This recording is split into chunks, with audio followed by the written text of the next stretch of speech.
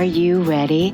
The Kornelia Stephanie Show. Wake up to love, your call to action. Join Kornelia as she empowers others to live heaven on earth.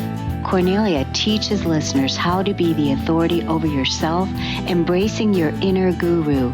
Feel yourself uplifted into limitless expansion, integrating ease and grace in a changing world. This show will cover topics such as unconditional love, your physical body, how to be in extraordinary relationships, create financial and emotional wealth, embracing entrepreneurship in the new earth.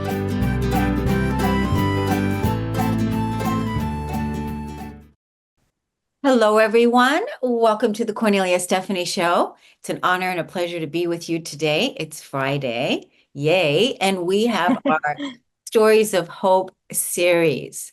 Our first guest today, I'm looking forward to introducing you to Kelley Rowland. She is a mom, number one. She's an entrepreneur. And she has a full-time corporate job, and she's also a writer and so many other things. She has many passions. She's here to inspire hope, especially on the days when we're not feeling pretty hopeful or when we're having a bad day. Welcome to the show today, Kelley Rowland. Thank you so much. So happy to be here. I'm very excited. Yeah, so this is so perfect, because when it's easy to be inspired when we're feeling positive about everything, or when life is good and when everything is great, but it's much more difficult when we're having a bad day. Yeah, it absolutely is. Yeah. Just before this show, I was getting ready to come on to talk about hope and be uplifting, and I had to be honest with myself that, I am not having the best day.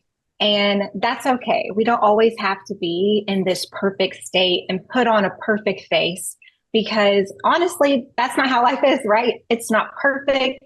Mm-hmm. And we all have bad days. And it's so important to just let that show and to be honest with ourselves, because we have to call it for what it is. And that's how we kind of anchor in and move forward, right? Take that next step. So absolutely, fully agree. Wow. And that's why I think it's so perfect that we're talking about this right now, because it is in those moments, in those days, in those times when when like you just did, where, I'm not having the best day. This isn't the time where I feel like I really want to show my face. This isn't the time I feel like I want to have this conversation, because I'm having a hard day right now. Yeah, exactly. Right? I don't have all my stuff together. The Instagram feed may look nice from day to day, but that's not how it always is.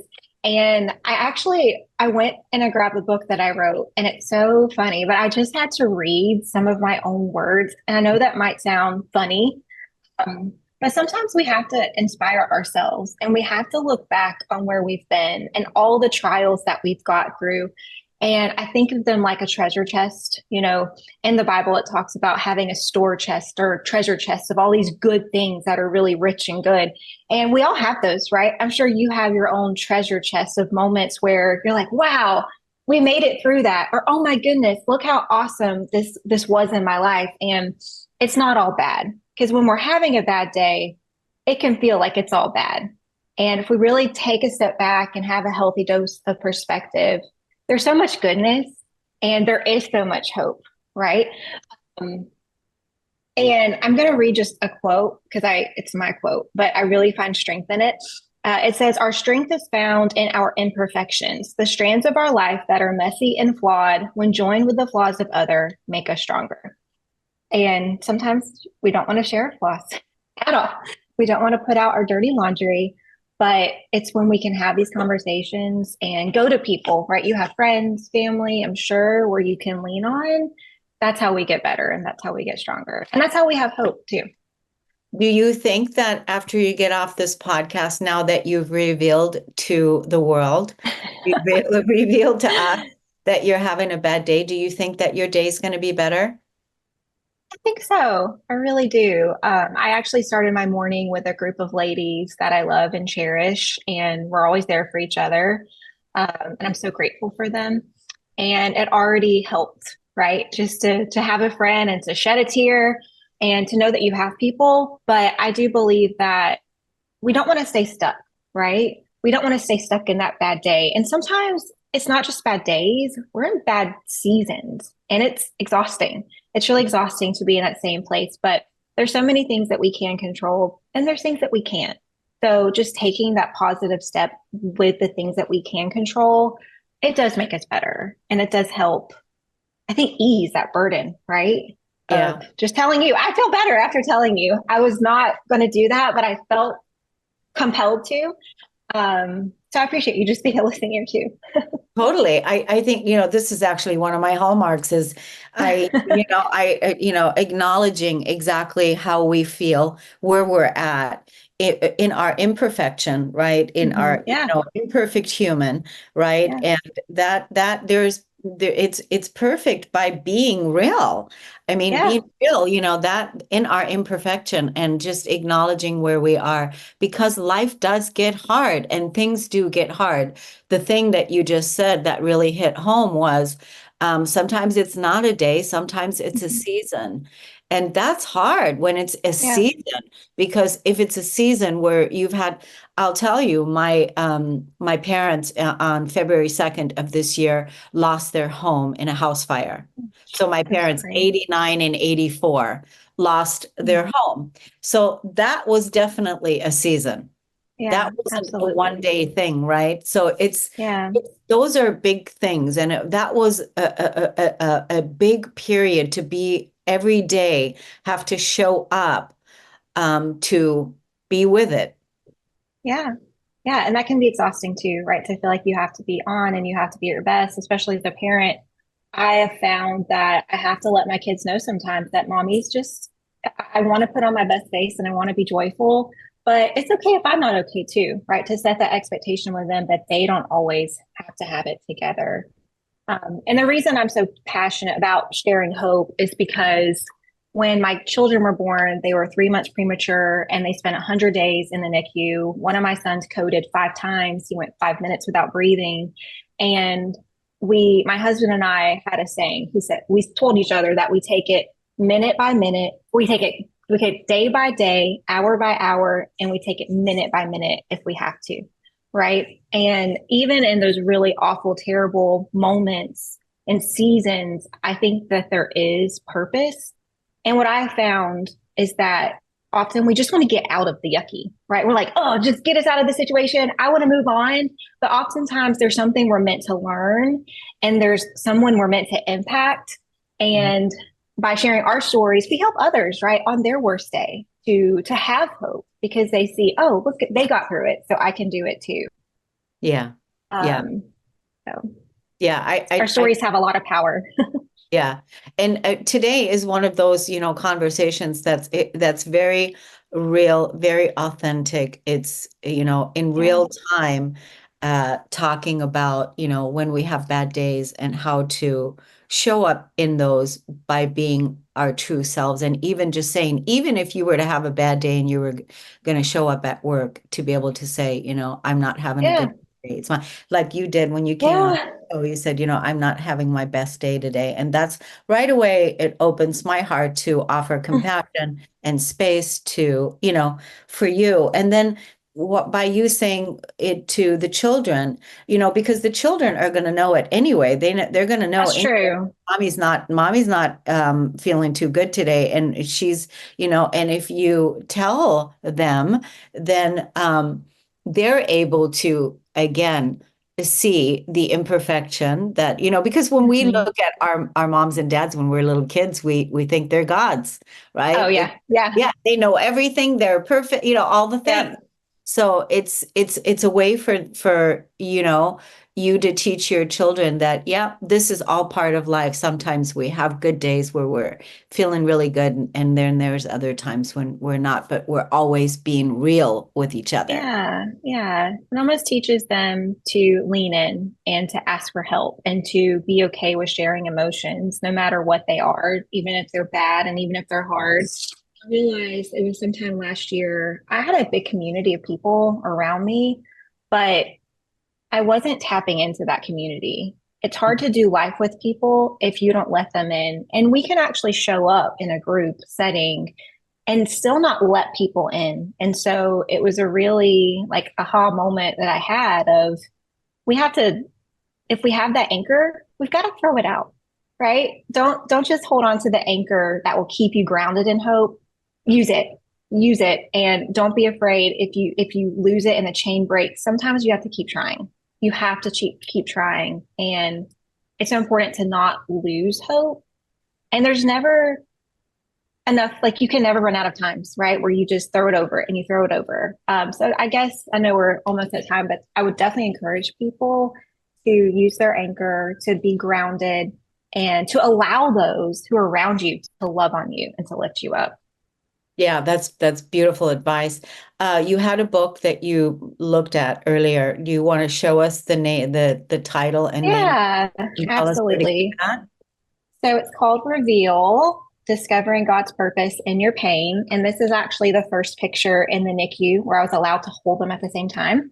It's my favorite picture in the whole world, but they stopped breathing. Like right when they went together, they were stubborn NICU babies. But it really is exactly what it says. It's about discovering God's purpose in your pain, because I believe that there always is purpose, and it doesn't always look pretty on that discovery. And sometimes it's years later. I don't know if you had a moment like that. You're like, why did this happen? But then something will happen. You're like, wow, I can't believe that this happened, you know? So you can get it on Amazon, all that good stuff. But it's been an amazing experience because it just it just goes to show it's good to be honest. This is very raw. It's very, I talk about like getting drunk out of my mind. It was not pretty. And I talk about yelling at God. I was so angry. But I knew that during that NICU experience, that was 8 years ago. It took me 8 years to process everything. And I probably didn't get it all in there. Your story doesn't have to be perfect to share it. Kelley, I want to let the audience know how to find you on social media. What are your handles on Yeah. Instagram and social media? Yeah. It's Kelley, Kelley Ashton Rowland. And on Facebook, I think it's just Kelley Rowland. So I'm on TikTok, but I don't even know my handle. I try to stay off TikTok so much, but I'm on Instagram quite a bit. Well, Kelley, I just, I'm very grateful that you came on the show today to lighten the load and to anchor us in a new beginning, and also share, more of your heart and how to show up even when we're having a bad day, when we're not having our best day. I want to thank you, Kelley. And audience, I just You. want to let you all know we're going to go take a break and we'll be right back.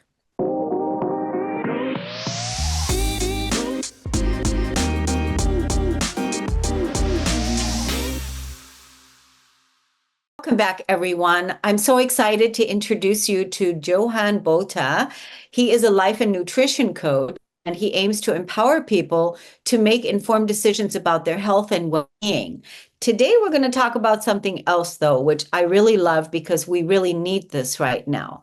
Johan's approach is holistic and taking into account the interconnectedness of various aspects of life: physical health, emotional well-being, relationships, career, and spirituality, in determining one's overall sense of fulfillment. And guess what, everyone? He's here from South Africa, right here, right now. Welcome to the show today, Johan. Oh, thank you so much, Cornelia. I do appreciate the opportunity to talk to you. Thank you. So we were talking before we came live, and you said that you wanted to highlight identity and identity in God. I think that's so important. When we are born with everything we need to live this life. But as we go on, we grow older, and things happen around us. People have opinions about you. You have messages you get from the media every day. There's a lot of things happening, and when you sometimes get to a place where you kind of forget who you are. You will hear people say, "I used to have a lot of self-confidence, but I don't have that anymore," or "I don't feel like myself anymore. I went through stuff." And the sad thing is that we think we lose it, but you never lose it. You just kind of put it in a cupboard somewhere, and I help people to take that out of the cupboard, dust it off, and start using it again. So if you had a lot of self-confidence in the past, you must just find it again.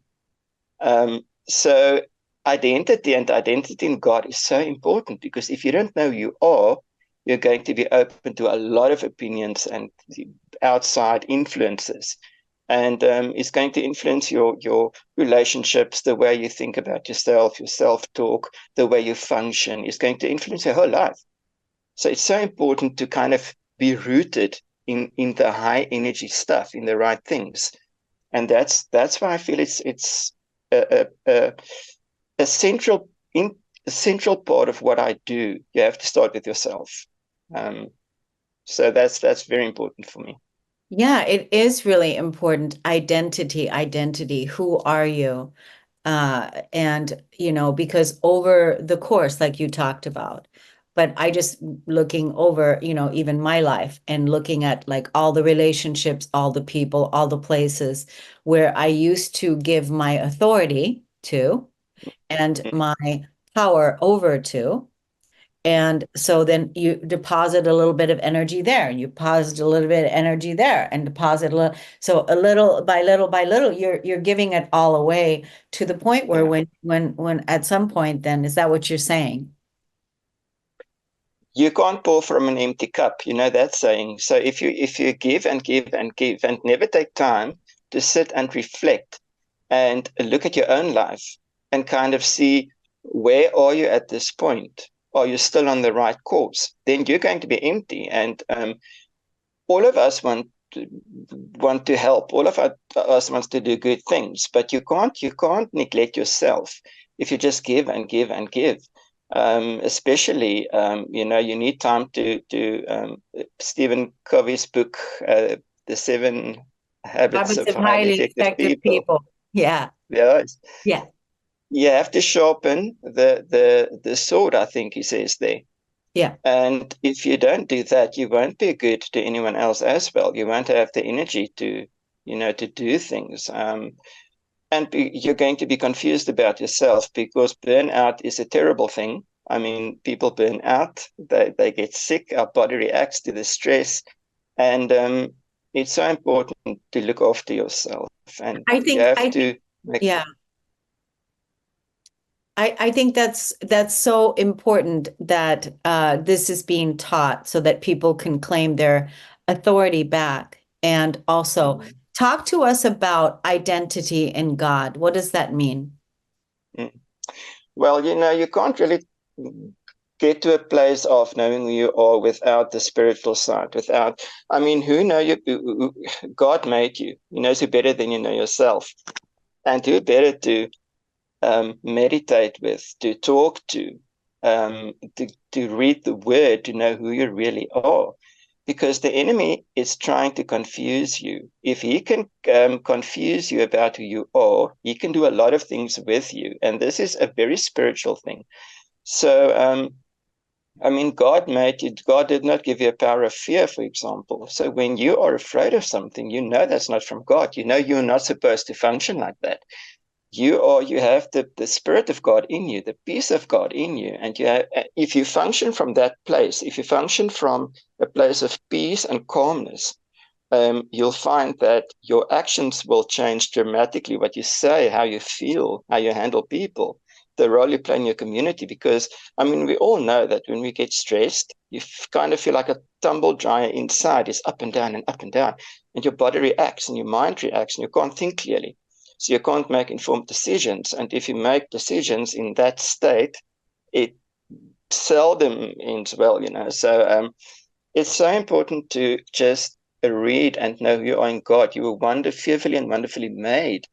You are so special and you have so much authority in God. And when we forget that, when we don't practice that, we become victims. You have a victim mentality later on in life. So things happen to you, but you have the authority. And I don't know if this is going to make sense, but you can happen to things, if I can put it like that. You are strong. God is in you. You've got the power of the universe in you. And not saying that you have to walk around thinking you are God, not at all, but you humbly accept his help and who he made you to be. And that is also why it's so important to spend time with him and to meditate on this and to anchor yourself in the right things. So the identity in God is just to know who you are in God, to read the word. What does God think about you? Not what the world thinks about you, not what you think about yourself, even, but who is God saying, who are you? And if you don't know that, if you forget that, you are open to so many influences from the world, and that is so dangerous sometimes. You were not born to think less of yourself than you should. So you really have to be careful. Yeah, you do. I love that. So what does God think about me? I know what I have my own thoughts of what God thinks about me. Yes, I do. yes, And yeah, I know what I think about me. And so, yes. but I would like you to tell me, what does God think about me? Oh wow! You know what? I heard an interview one someone said, and he was actually in the Satanic Church, but he met God and he gave his heart to the Lord, and they did an interview with him, and he had a Oh, very uh, amazing experience with Jesus, and he said, "You will never believe how much God loves us. You will uh, never. It's crazy. You will never you can't fathom that." And I think God thinks the world of us. I had a friend who told me about the dream she had, where she was walking on the beach and Jesus was walking next to her, and she could feel the radiant joy he had just because she exists. mm, I mean, God made us. If you make something that you are very proud of, if you are a handy man or handy lady, or and you make a coffee table, for example, you are proud of that. It's you look at it and you say, but that's good work. I mean, when God looks at you, he thinks the world of you. We'll never really understand that, but for him to come down in the flesh, die for us, a horrible death, just to save us, to give us eternity, must tell you something. So God thinks the world of you. He's so proud of you. And he wants to help you. He wants to give you eternity. And you are a piece of art. You are a masterwork in his hands. So that's yes, absolutely, absolutely. I thank you. I received that. And I just want to say, we don't know, like you said, we don't know just how much we are loved, Mm-hmm. just how much God loves us, because we have not practiced or are active in the receiving of being with Mm-hmm. that energy minute by minute by minute by minute. We're not, Absolutely, right? absolutely. And Yeah. if you were overshowered with love, constantly, you have to be ready for it. You have to be ready for it. But most of the time, we're over here, doing the Mm-hmm. survival piece or solving Mm-hmm. or whatever we're doing. We're not actively receiving that kind of love, and that's the love that you're talking about. Definitely. And I mean, if a person expresses his or her love to you, how does that make you feel? You feel Yes. wanted, you feel worthy. So Hmm. take that and multiply it by infinity, and that's how much God loves us. So That's good. I like that. Yeah, I like that. yeah. Let's tell the audience how they can look you up on social media, and so that they can Mm. find you and follow you. Okay. So the social media page is getting a makeover. So I'm going to give the email address. If anyone wants to reach out, they can email wellnesscoaching777@gmail.com. That's Okay. wellnesscoaching777@gmail.com. Johan, I just want to say that, in the future, I'd love to have a longer conversation with you about how Mm. much God loves us. I think that's a really good conversation. So we'll definitely, let's be in touch and schedule another time for us to come and have that conversation. That'll be wonderful. Thank you so much. And thanks for coming on at this late in the evening after 9 o'clock. Thank you so much. The honor is all mine. Thank you for having me. Thank you. Thank you. We're going to take a break, everybody. We'll be right back.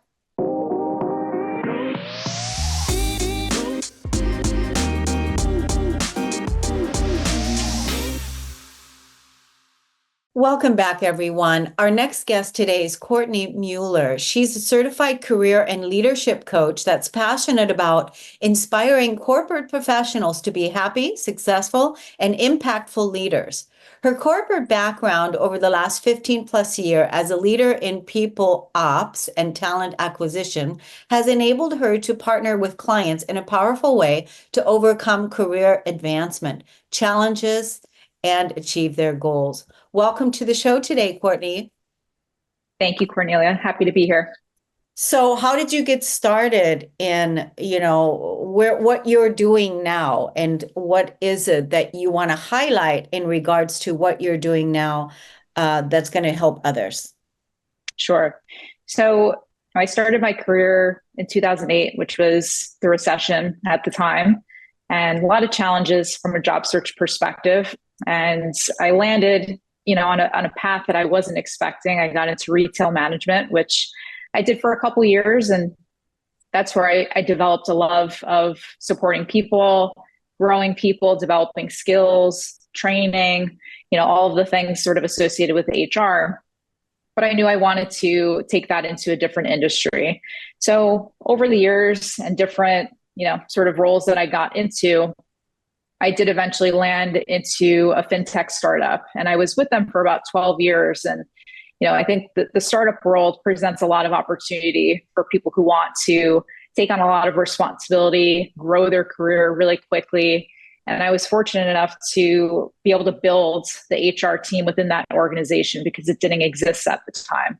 So really was an exciting opportunity for me. I knew that I wanted to take those people skills and grow my career in HR. And, over the years, and maybe over the last 6 or 7 years, I realized I wanted to keep growing my skills. So that's where coaching came into the mix. So I pursued, coaching certification, both in leadership as well as career, because, over the years, I've hired many, many people, and I've learned a lot in terms of what companies look for, the skills, the ways to really show up from a candidate perspective to make an impact. So, building a coaching business was a dream. And I've been doing that, over the last couple of years, in addition to my corporate full-time role within HR. So it's been a lot of work to get to this point, but hopefully, it shows people that it's possible to do both. It's possible to build, that full-time career within the corporate space.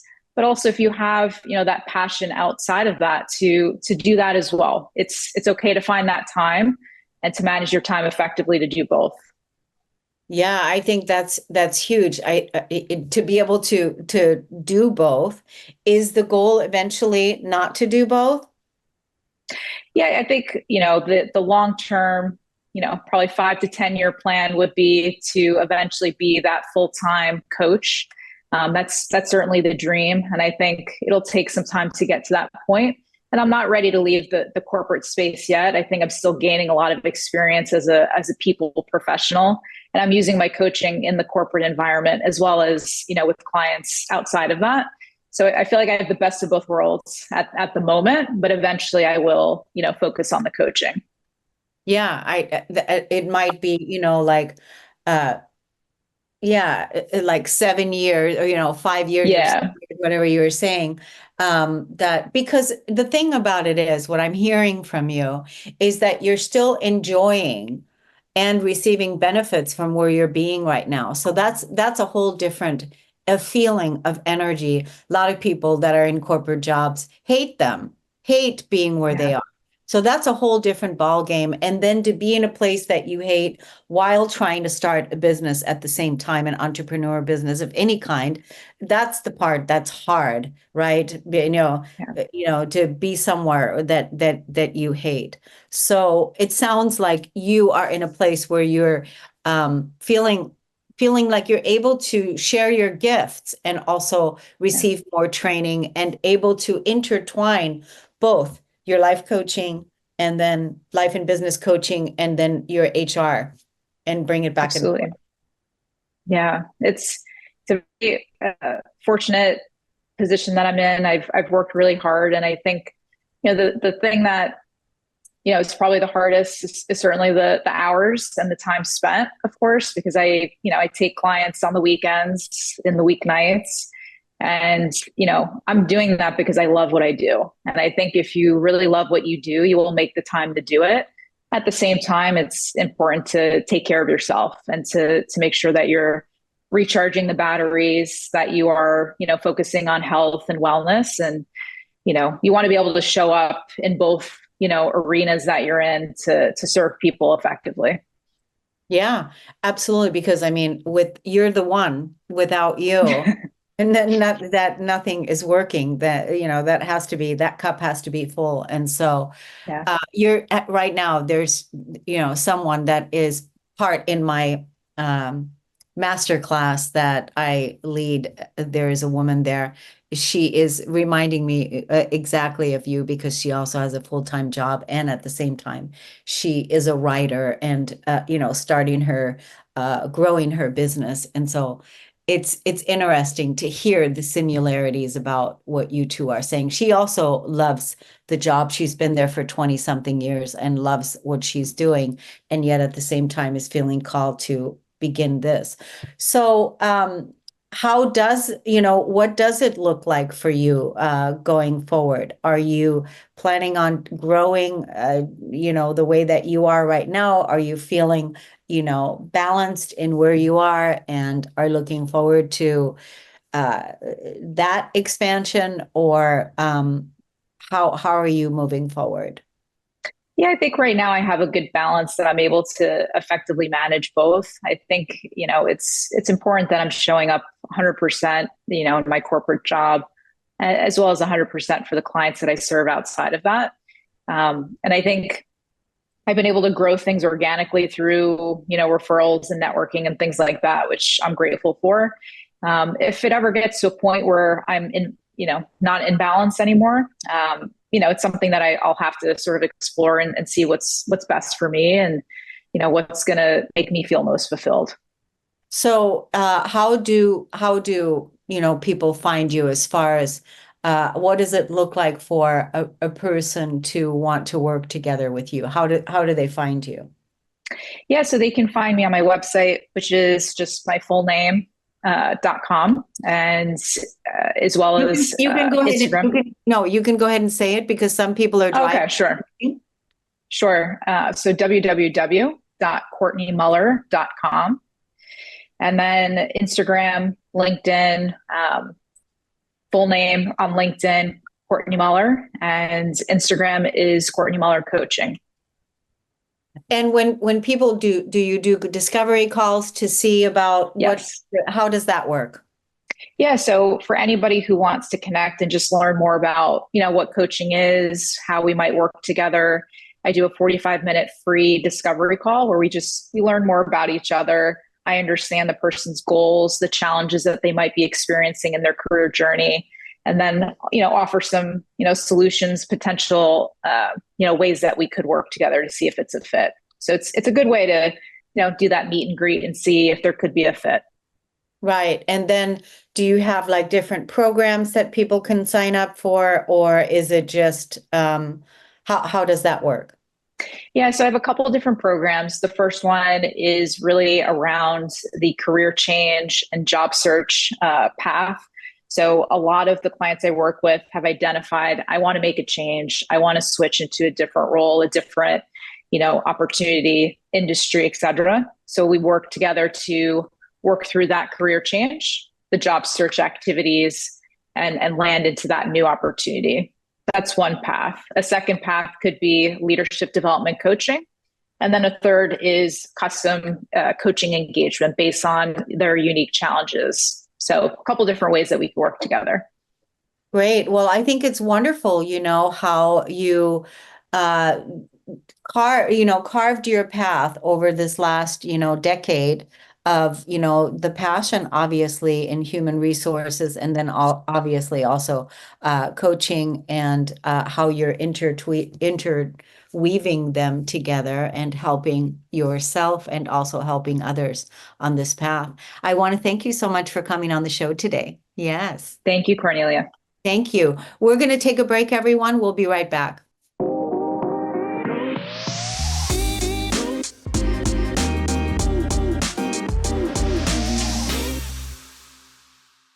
Welcome back, everyone. Thank you so much for listening to the Kornelia Stephanie Show. Our next guest today is Brian Heilig. And alongside his wife, Diana, and their two sons, Grayson and Nathan, Brian resides in the vibrant community in Orlando, where he continues to inspire and uplift countless individuals. With passion for connecting with audiences both online and offline, Brian eagerly shares his insights and experiences through speaking engages and captivating listeners with his genuine warmth and relatable charm. You can follow Brian's journey and engage with his profound narrative on his website, brianheilig.com, and connect with him on social media for deeper exploration of the human spirit and the power of storytelling to foster empathy and understanding.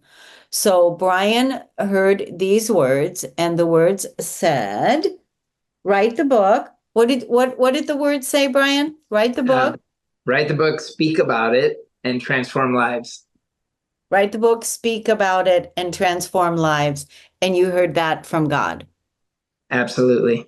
It was, we were at church and the pastor said, "Hey, have you ever asked God what he wants you to do with your life?" And I thought, that's different. I've always gone for what I want. And he said, "Let's try it. Close your eyes and just ask, see what happens." And for me, it was instant. It was those three things: write the book, speak about it, and transform lives. And that was my daily mantra for, the 26 months that it took to write the book. What's the name of the book? It is Breathe, Eat, Poop, and Grow. Oh my God. You have a copy there in front of you? I don't. I know I'm traveling and I'm all over the place. I don't actually have the copy, but I think Kelley and I will have a very strong connection because it is about our micro-preemie journey. Oh, okay. Yeah. So, okay. Wow. So that's great. So what's the name of the book again? It is Breathe, Eat, Poop, and Grow. Wow. Our micro-preemie journey. Yep. That's so nice. Now, is that book available on Amazon or? It is. It's on Amazon or our website, where if you're in the States, in the US, you can get a signed copy by Grayson and myself. Great. So. And people can they also order that off of, you said off of your website, right? Right. On my website and or Amazon. Okay, good. So how is this book going to transform people's lives? Well, it is, as I'm writing it, I'm realizing that it is actually a faith-based journal, a journal of our story. And I didn't really start putting the pieces together until, I wrote it and looked back on it and how it was how God was instrumental in putting all the pieces together. And I really look at the things that people are saying as they read the book is that it gives them a restoration of humanity, a new found faith in God, and this spirit of everyone helping everybody. And so that would be definitely something that would be a big takeaway and a focus for the book, to hopefully transform those lives, as well as ultimately the overarching goal is to put proper incubators into Mexican hospitals, because Grayson was actually born in Mexico and their NICU equipment is very dated, to say the least. Mm-hmm. Wow. So, yeah. So, yeah. I mean, it would be great to, what kind of organization can you I know the book sells. I mean, that's great, but what kind of organization can you contact that's going to give you the funding that you need in order to put the incubators into those hospitals, right? Right. That's what I'm finding very quickly is that it'll take approximately 7,000 sales for one incubator. So the part two of this phase, write the book, speak about it, which is where we're at right now, speak about it and transform lives, is currently underway. I'm doing a lot of podcasts, I have live speaking events, and I'm very clear that it will more than likely be a connector from the speaking events that I'm doing that will make it all happen. And I'm just staying in my lane and doing what I was told, write the book, speak about it, and transform lives. Yeah, that's really good. You have to be able to, when you hear the voice of God speak, you have to be able to identify it and hear it and then act on it. That's one thing. That's a story in itself right there. But I think, like as you're going out, is to be really clear in every engagement, in every opportunity, with everywhere you speak, that I'm asking for donations for these incubators to be put into Mexican hospital. And that I'm collecting, maybe even, I don't know, set up a GoFundMe page for that particular thing. I don't think I think that would be fine to just have something that you can drive people to for that reason. Yeah, and that's what kind of the phase we're in right now is having figuring all of that out. I know that sometimes for me anyway, I'm trying to control everything and I've got to have it just right and this, that, and whatever. But this is the first time in my life where I'm literally relinquishing control and just knowing, just with an absolute knowing that this is going to come together. It's a little bit interesting and different dealing with Mexico. So it's not as simple as just a 503C, whatever it's called. There's some intricacies there, but luckily, the doctor, the NICU doctor that saved Grayson's life, I'm happen to work with and be friends with his son. And so there's a lot of local connections that we can start to make that happen once we get closer to an actual incubator. So, yeah. Yeah, I mean, again, it would be great to see a page of the incubator to see, this is what it would look like, that would be great. And maybe even, so I think this, since that is the goal, that is what you want to achieve, is to be able to make sure that that doesn't happen again to another family, what's happened to your family, right? Yeah, the statistics are staggering as far as survival rate at babies that are born at 26 weeks gestation in Mexico versus the States. I mean, it's mind-blowing, and a lot of that has to do with the medical equipment. I mean, Grayson was in an open bed with saran wrap around it and a heat lamp to keep him warm. Wow. There is no isolate. And when we got to Miami, the doctors looked at my photos and they said, wow, that's when I was studying in school about how incubators and NICUs used to be back in the old days. That's exactly what it looked like. So Wow. it was a huge testament to the doctor in Mexico, Dr. Campos, because they said that he kept him alive, but now in Miami, he'll thrive. Wow, that's so great. And so that's where you're currently living, in Miami, or? We're in the Orlando area, That's outside of right. Orlando, Yeah. but we had to transport him to Miami when he was 21 days. It was 21 days in the NICU in Mexico and then 84 in Miami. Wow, that must have been a scary, scary time for you. Very, very, very, very scary. Yeah, Diana, she developed preeclampsia, which is I have no idea what it was about. It caused high blood pressure. Her blood pressure was 170 over 105. It causes protein in the urine and then organ damage. And so they had to deliver the baby to save her life. And those two terms, preeclampsia and micropremia, I've never heard of before. And I kind of wish I never did. Right? Oh my gosh. But yeah, Yeah. so. Wow. There is so much to go into in this whole area. Let's remind the audience again where they can find you, where they can look for your book. Sure. And yeah. Yeah, my website, Brian Heilig, BrianHeilig.com. That can kind of be the hub. You can purchase the book if you're in the States. You can get a signed copy by Grayson and myself. Grayson, by the way, is 7 now and thriving and doing amazing. But he likes to sign the books, And from there, you can get to the social media as well. On Facebook, it's Brian Heilig. On Instagram, it's Brian S. Heilig. And on TikTok, it's Micro Preemie Dad. That sounds so good. Does Grayson know the story? He does. I mean, he'll sign the book. He knows that a book was written. He's navigating life as a neurodivergent. So at 3 years old, he was diagnosed on the autism spectrum. So he's lived a lot of life in a very short period of time. But I think he's very, very smart, and he loves to read. He's not really comprehending what he's reading, but he can read. So I know at some point there will be a day where it, will show him what happened and the miracle that he is and what he's done for other people. Yeah.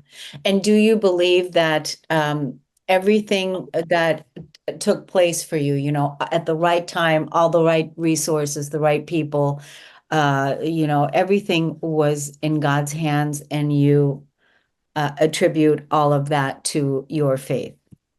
100%. It's not even a question in my mind. There's no possible way that what happened, the way that it happened, could have ever been planned by a human. I mean, it's that remarkable. In fact, that's, part of what we wrote the book about, because I would tell people the stories and they say, wow, you have to write a book about this. Is unbelievable, or it should be a movie or something. And that, coupled with the calling, it was just like, wow. And then when you write the book and you go back and you start ticking and tying the coincidences, quote, it's just incredible. And there's just no other way to explain it. And in fact, after that, I got baptized in the ocean and have been, working on getting my relationship closer and closer and closer to God. And it's developing quite fast right now. So I'm grateful and blessed. Well, I can see it. I can see it from you. I feel so honored that you came on the show today to inspire us with your story. And I wish you continued blessings and continued success. And maybe you can come back again in the future. I mean, you can tell what an articulate speaker that you are. You're definitely meant to do this. And you're taking all of this and you're bringing it forth and you're transforming lives. I absolutely believe it, Brian. Awesome. Thank you. I appreciate it. Thank you so much. Thank you. Thank you for coming on. And I want to thank the audience for listening and tuning into the Kornelia Stephanie Show. We're going to see you again next Friday, everyone. Have an awesome weekend and a great week. Take care. You've been listening to the Kornelia Stephanie Show, Wake Up to Love, your call to action. Tune in each week on Transformation Talk Radio. Kornelia's joy is to engage others in practical ways, showing us how to live in the new earth in harmony with our true nature. For more information on Kornelia and her extraordinary work, or to listen to past shows, go to her website at KorneliaStephanie.com.